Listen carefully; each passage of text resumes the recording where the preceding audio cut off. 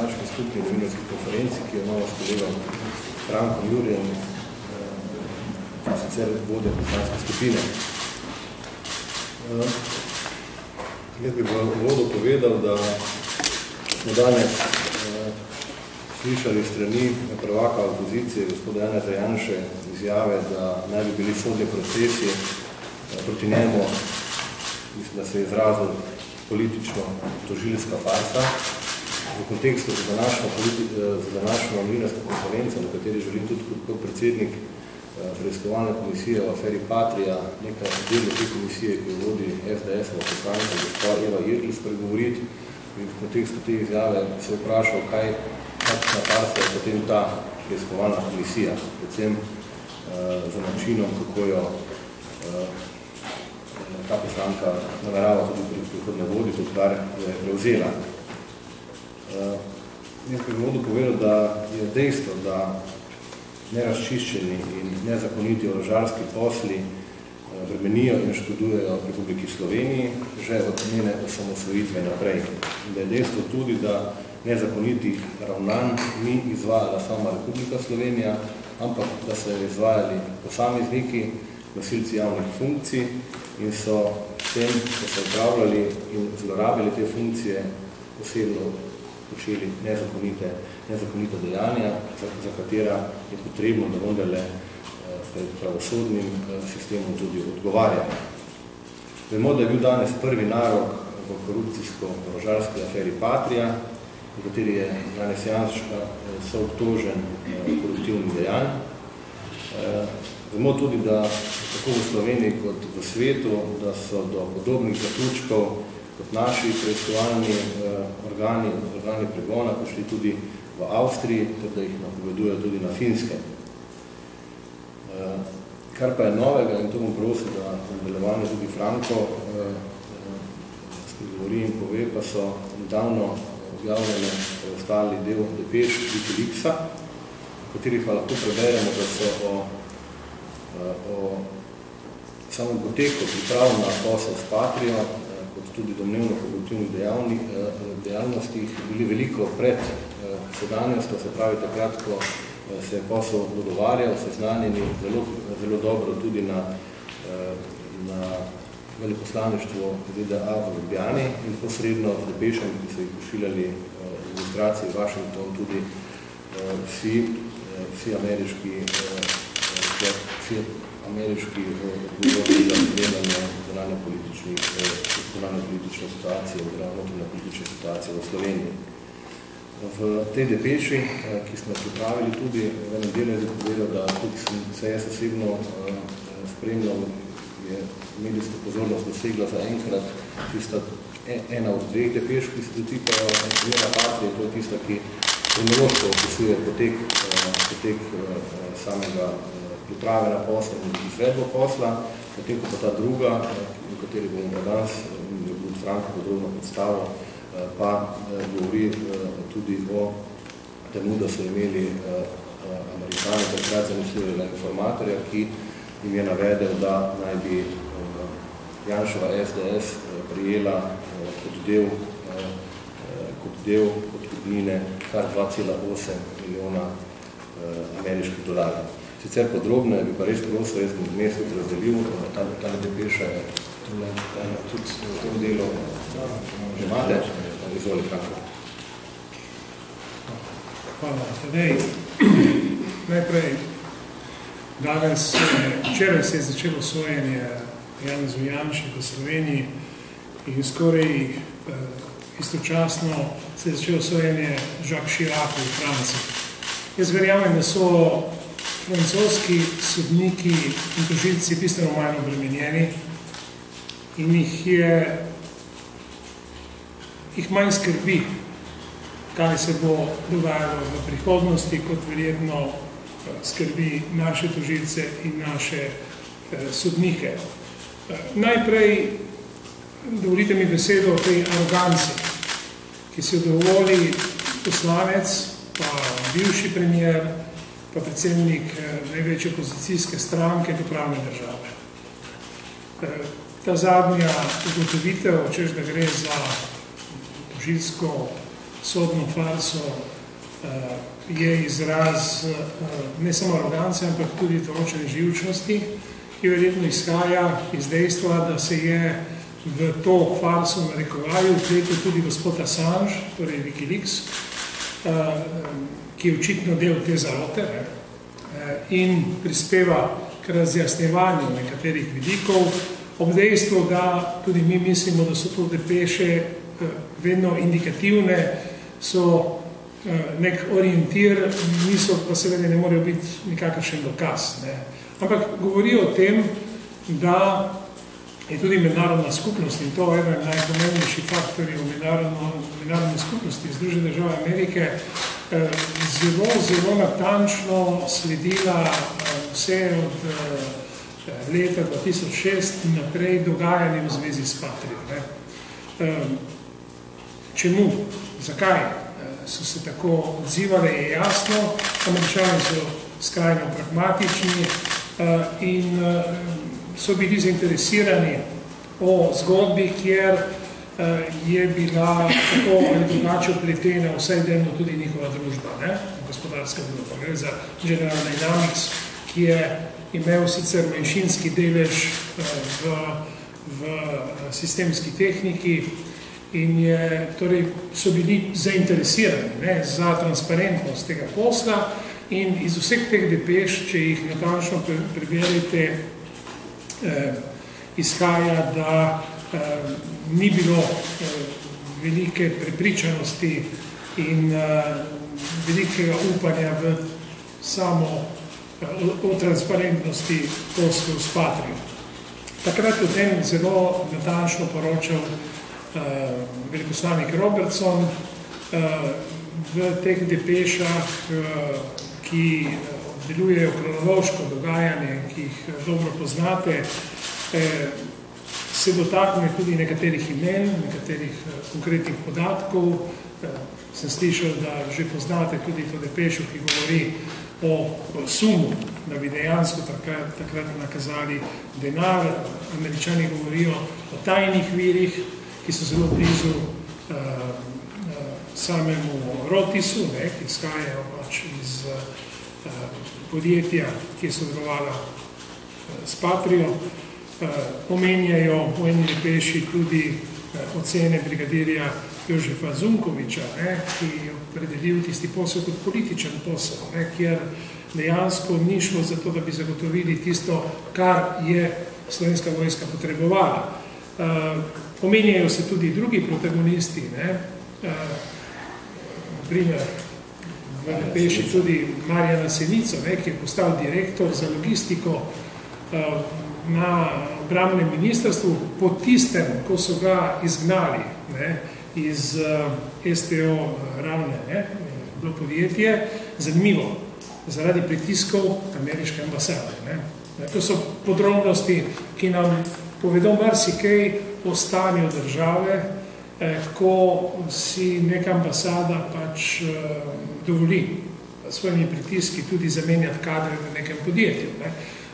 Da smo bili v Banana Republiki, je vsem jasno, do take mere pa ne. Ampak to je recimo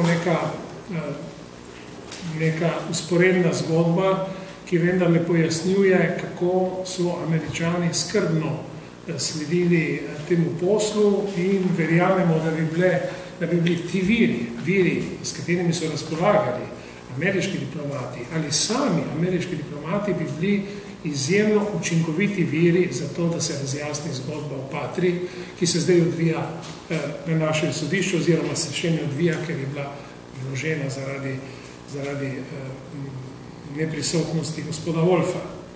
Ampak jasno je, da ne samo mi, ne samo tožilci, ne samo sodniki, ne samo policisti, kriminalisti, so že leta soočeni z netransparentnostjo, z odprtimi vprašanji, z dejstvom, da je takratni predsednik vlade ni vedel, kaj se pravzaprav dogaja, vsaj tako je izjavil, da ni vedel, kaj se dogaja, da je to pač polje delovanja takratnega obrambnega ministra Erjavca. da je timing razpisov v bistvu zelo čuden in potrjuje sume, potrjuje prepričanje, da je bilo vse vodeno dokaj improvizirano, oziroma ne improvizirano, ampak zelo hitro, da bi dosegli učinek, ki so ga nekateri želeli. Mi smo danes soočeni z delom neke parlamentarne komisije, o kateri bo govoril Tadej, smo soočeni z depešami iz Wikileaksa, smo soočeni tudi s preiskavami, ki potekajo v Sloveniji, v Avstriji, na Finskem. Kaj se vse dogaja med temi preiskavami, je tisto, kar nas najbolj skrbi. Pri nas je nedavno odstopila tožilka, ki je bila nosilka te preiskave oziroma zbiranje podatkov za obtožnico in nosilka obtožnice. To je tožilka Franca Zobec-Hrastar, ki je sama povedala, da se umika, ker čuti, da tožilci v naši državi niso dovolj zaščiteni. Kaj to pomeni? Nekateri to interpretirajo kot umik pred odgovornostjo in pred dejstvom, da nima trdnih dokazov. Drugi, in jaz se nagibam te interpretacije, menimo, da se dogajajo v tej državi stvari in pritiski, ki močno bremenjujejo posamezne nosilce pravne države. Zato sem na začetku rekel, da verjetno francoski tožilci so s Chiracom bistveno manj udaru in obremenjeni, kot so tožilci v Sloveniji v zvezi z Janšo. In to mislim, da je stvar, ki jo mora tudi politika, ne da bi se vmešavala v pravne postopke, v samo preiskavo. To nas ne sme zanimati v pravnem pomenu besede. Ampak tista politična dimenzija, ki izhaja iz takega obravnavanja pravne države, kot si ga dovoli gospod Janša in SDS in podružnica te politične stranke, ki se je konstituirala v preiskovalni komisiji in skuša kot podružnica ene stranke voditi stvari, ki bi jih morali seveda bistveno drugače voditi v tem državnem zboru, se poraja vprašanje, kam gre ta država, kam gremo vsi skupaj, če bomo dovolili to vrstno obnašanje. O sami depeši, ki omenja gospoda Marjana Sednico, mislim, da nima zdaj pomena govoriti, lahko vsi ali ste prebrali, ali boste prebrali to depešo, ampak je zelo zgovorna. Kaže na to, kako se je v bistvu človek, ki je bil iz ožjega kroga Janeza Janša, v bistvu uporabljalo ali premestilo na tista mesta, ki so bila ključna tudi pri sklepanju teh poslov. Seveda, jaz, ker ne podcenjujem vodje največje opozicijske stranke, dvomim, da bodo našli marmelado na njegovih prstih. Ampak ogromno sladkih in lepljivih madežev je na oblekah vseh njegovih tesnih sodelavcev.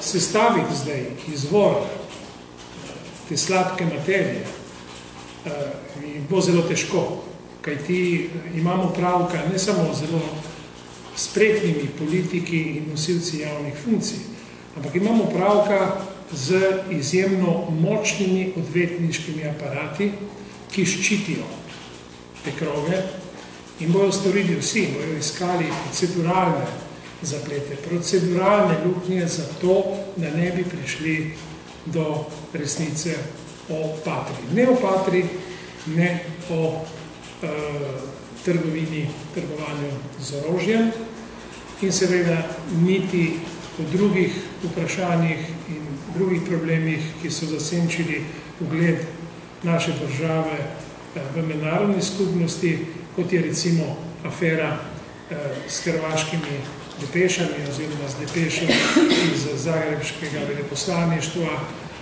v zvezi z domnevnimi grožnjami, ki naj bi jih izrekel eden od visokih hrvaških diplomatov.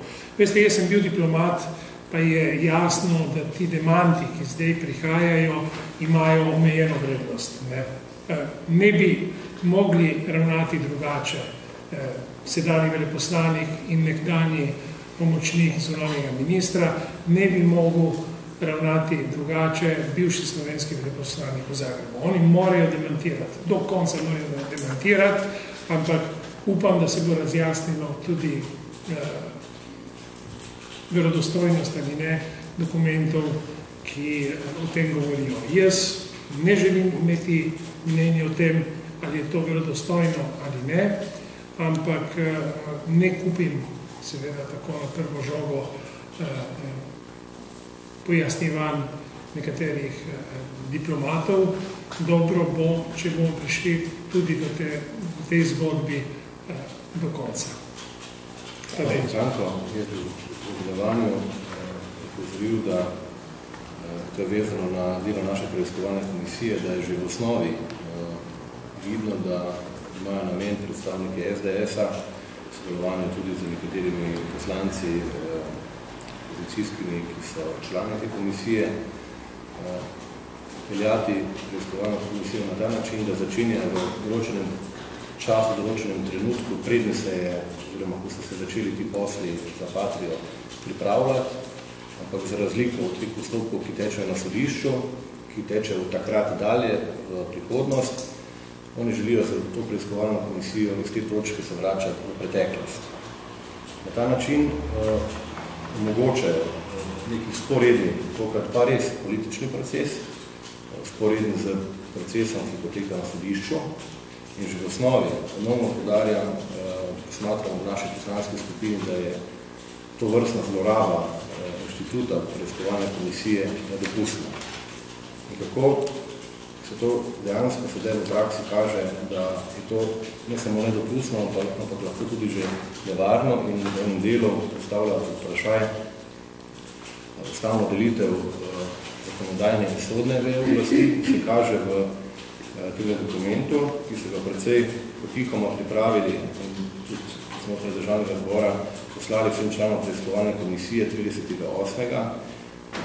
Gospa Eva Irgl, gospod Zmago Jelinčič in gospod Franc Pukšič, v katerem vidimo, da so za priče že povabili kriminaliste, zaposlene takrat na Interpolu, ko je bila založena tista depeša več kot leto dni. Ne samo tistega kriminalista, to je gospod Igor Tofant, ki je samo depešo založil, ampak tudi normalno njegovega nadrejenega in kar še nekaj kriminalistov, delavcev na Interpolu. In to pa je že, mislim, da konkretni primer, neki vzorec neposrednega političnega pritiska na tudi potencialne priče v postopku, ki potekal na sodišču. Temu ravnanju lahko kaj hitro sledi, da bodo za pričo določili bivšo tožilko, Prasterjevo, zdajšnjega tožilca ali pa kar celo sodnica, ki sodi v tem primeru. In v tem delu gotovo opozarjam, da je to nedopustno in da bi veljalo resno razmisliti o posledicah takšnega ravnanja in tudi v nekem primeru, ki se lahko tudi v prihodnje zelo grobo zlorablja pri uporabljanju preiskovalnih komisij istočasno potekajočih se procesih na sodišču. Poleg tega pa smo tudi na podlagi informacij, ki smo jih prebrali v tej depeši, jaz kot podpredsednik, pa še dva člana preiskovalne komisije, gospod Žinderšič in gospod Dejan Nevič, pa pripravili razširitev sklepa preiskovalnih dejanj in dodali 4 dodatne priče. To je ta drugi dokument, ki ste ga dobili, v katerem želimo predvsem na podlagi sedaj dostopnih podatkov tudi objavi te wikileaksa zaslišati gospoda Marjana Senico, njegovo hčerko Polono Senico, gospoda Franja Bobinca, nekdanjega direktorja Gorenja in nekdanjega veleposlanika ZDA v Sloveniji, gospoda Tomasa Robertsona. Pri slednjemu se morebiti zavedamo, da je mala možnost, da se bo samega zaslišanja udeležil, vendar upamo, da, kolikor se bo, da pa v tem procesu, kolikor ga bo gospa Irzova na preiskovalni komisiji peljala korektno, dobimo na zaprtem delu seje ustrezne odgovore. Toliko z moje strani, Franco, če bi še tukaj dodal.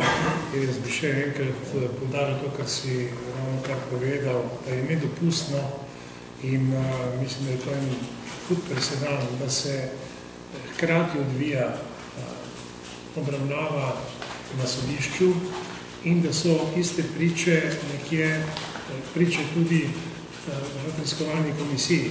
Kajti to utegne delovati kot pritisk. In higiensko bi bilo, da bi komisija pač zamrznila svoj del, dokler traja rečevanje na sodišču in na to pa nadaljevati tudi na podlagi teh novih prič, ki jih predlaga Tadej in menimo, da je skoraj nujno po tistem, kar se da ugotoviti iz teh depeš. Še enkrat ne ponavljam, da so te depeše seveda imajo omejeno vrednost, ki ti gre za interpretacijo, za oceno nekega diplomata, ki je zbral podatke, ampak za orientacijo so zelo koristne. In v vseh teh depešah je zaznati, da zunanji opazovalci so ugotavljali to, kar ugotavljajo tudi notranji naši opazovalci, da je bil posel netransparenten in tudi slabo izpeljan od samega začetka. In da gre verjetno za veliko pomanjkljivosti, ne bom uporabil drugih besed, ker nisem za to pristojen, ampak za veliko pomanjkljivosti pri vodenju tega posla. Potem, ko smo postali člani Evropske unije in še pred tem člani NATO, je bilo pričakovati, da ne bomo več delovali kot ugotavljajo Američani kot balkanska država. To zgodbo ocenjujejo oziroma označujejo kot balkansko zgodbo, ampak da bomo dejansko postali bolj transparentni in bolj spoštljivi do nekaterih pravil pravne države. Očitno smo se šele privajali na to in leta 2006, 2007 in še naprej smo dokazali, da nekatere manire, ki so bile očitno podelovane iz prejšnjih časov, še vedno vztrajajo. Tudi bi še mogoče sam dodal to, zadnjo sem prej povedati pri tem razširitvi zakona prič, so poleg nekega pritiska, ki ga želijo zaslišali, ki ga niste verjetno izpeljati, dodali tudi novinarja, gospoda Blaža Zgago med priče. S tem je to, po moje oceni, glede na to, da sem kot podpredsednik preiskovalne komisije o brezplačnikih takrat spremljal odzive predstavnikov SDS-a, pa tudi nekaterih novinarskih združenj ob razmišljanju, da bi naša komisija morebiti povabila in zaslišala pisce v takratnih brezplačnikih, velik odpor, veliko se je bilo tudi javnega nasprotovanja tej nameri. Ta preiskovalna komisija, vemo, da se za to ni odločila, medtem ko pa tukaj so se odločili in bodo v moji oceni enega redkih še zelo samostojnih raziskovalnih novinarjev. Verjamem, da zelo po eni strani, da jim predstavlja velik trn v peti, zaslišali tudi na komisiji in tudi pričakujem ustrezne odzive novinarskih združenj, ker je to vendarle zopet, kot prejšnjem primeru, nek precedenčni primer, ko politična parlamentarna preiskovalna komisija zaslišuje neodvisne novinarje za njihovo novinarsko početje. Zaključil bi tudi z nekim razložitvijo, na kakšen način sicer imam možnost predsednik preiskovalne komisije klicati vse priče, ki so sicer določene. To je v popolnosti njena izbira in z žalovanjem ugotavljam, da kljub javno izražen tudi danes želi gospoda Janše, da želi dobiti možnost, da pojasni in da te možnosti na sodišču nikakor do sedaj ni dobil. In na drugi strani tukaj, del osnovne preiskovalne komisije, kjer pa je postavljen za pričo, ena izmed ključnih prič, pa njegova strankarska kolegica ne izkoristi te možnosti in da takoj povabi. Jaz sem pričakoval, da bodo SDS, koliko je malo to željo omogočili tako Janši, kot ostalim strankarskim prijateljem, da bodo izkoristili to možnost, če že pravijo na sodišču, še niso dobili, da bodo odgovorili vse tukaj. Vidimo, da tega do danes ni storila. Na petkovi seji preiskovalne komisije je povabila, mislim, da strani SDS-a samo kot pričo, ki jo bomo lahko zaslišali gospoda Černača. Toliko. Nekaj še nekaj vprašanje, izvolite.